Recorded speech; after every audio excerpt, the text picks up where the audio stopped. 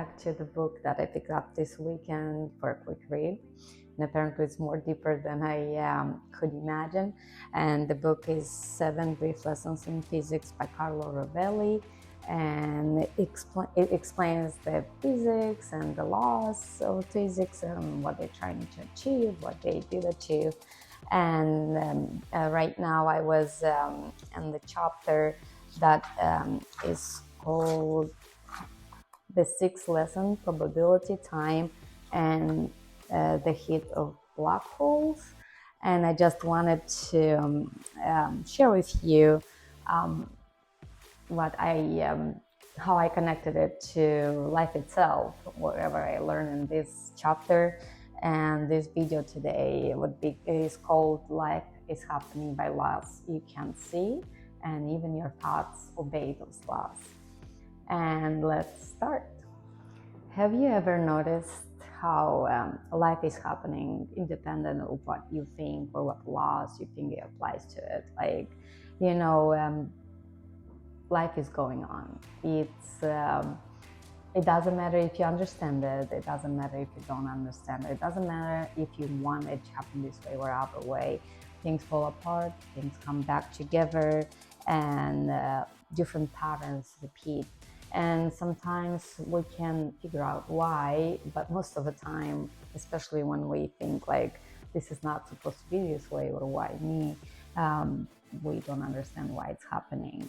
And yet life doesn't stop because you're confused, because you don't know why is this happening or why it's not happening. Life continues. In physics, there's a quiet truth, and the truth is that the universe follows law whether we know them or not.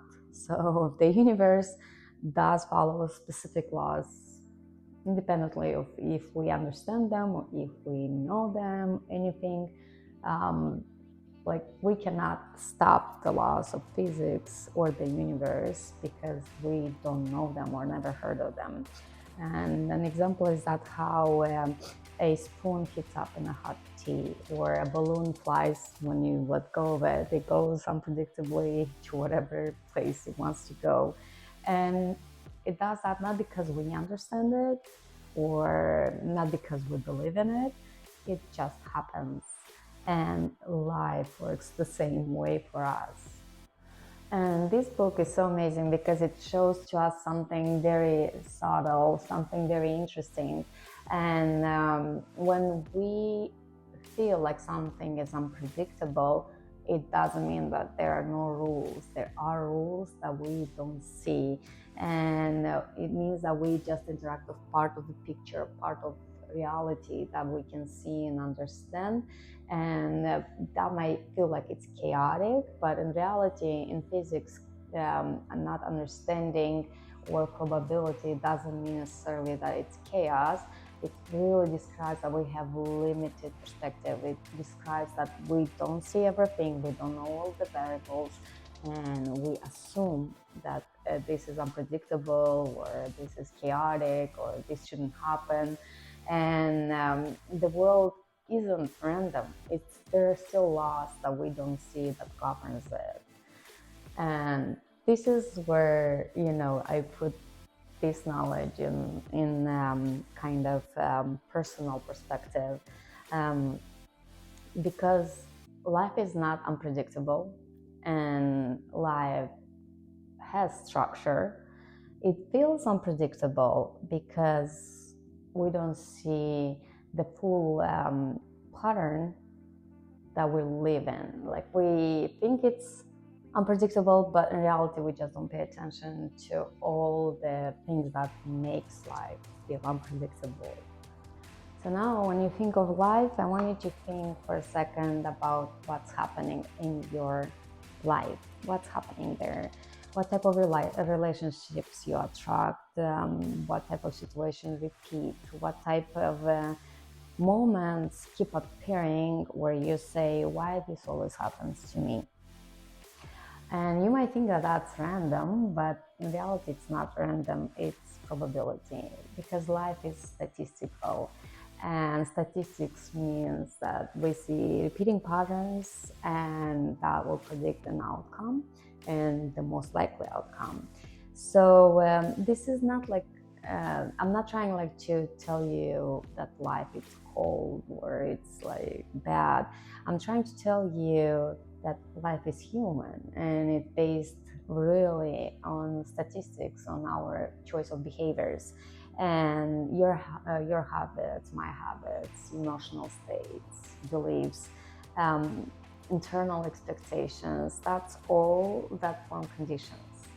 And same as in physics, I like this book, really like these books. Same as in physics, the conditions make some outcomes to be more probable, gives it probability rather than avoidance. So whatever you have inside you, whatever your expectations are, or the way you're thinking is creating conditions. To the part where our thoughts are invisible forces, and we're talking about the quiet thoughts, not necessarily the ones you say out loud, but the ones that you have inside your thinking. And like these thoughts are conditions for your probable outcome. So let's say you think in your head that I never can relax, and even though you have time to relax, but your main idea in your brain is that you don't have time to relax. No matter what you're going to do, you're going to think that you're tired and you don't have time to relax.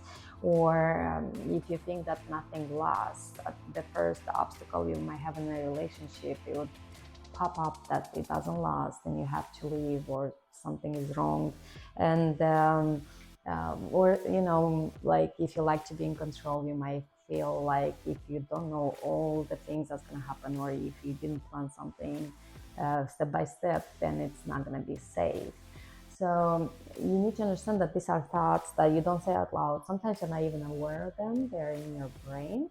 And in physics, if you connect it to this book, it's really interesting that, the heat doesn't need your permission to flow. And same way, your life flows based on your inner thoughts. It doesn't need your permission. It doesn't need your awareness.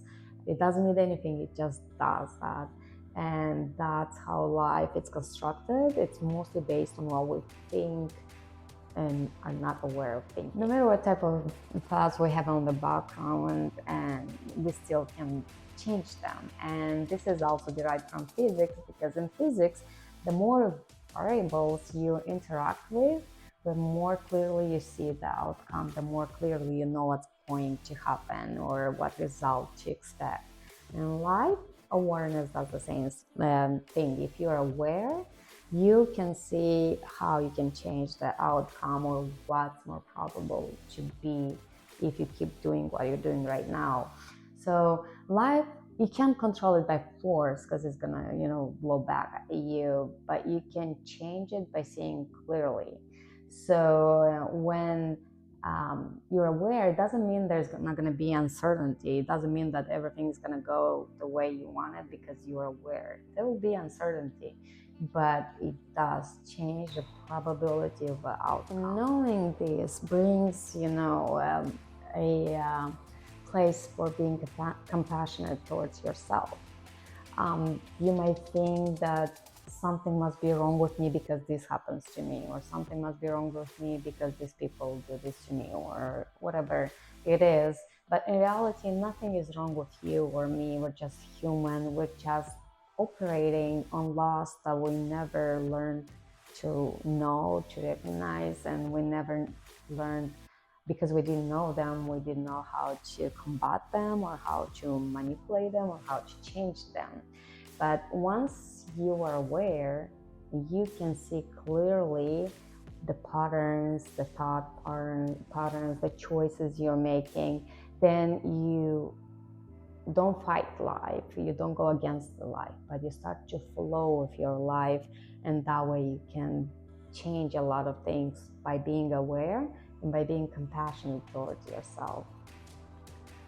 So there's a quiet power in your thoughts, and you need to understand that your thoughts don't need you to believe for them to work. They don't need logic. They don't need even for you to intend to do something. Like if you think in your life, some situations might be where you do something and you're like, man, that wasn't my intention. I didn't want to do that.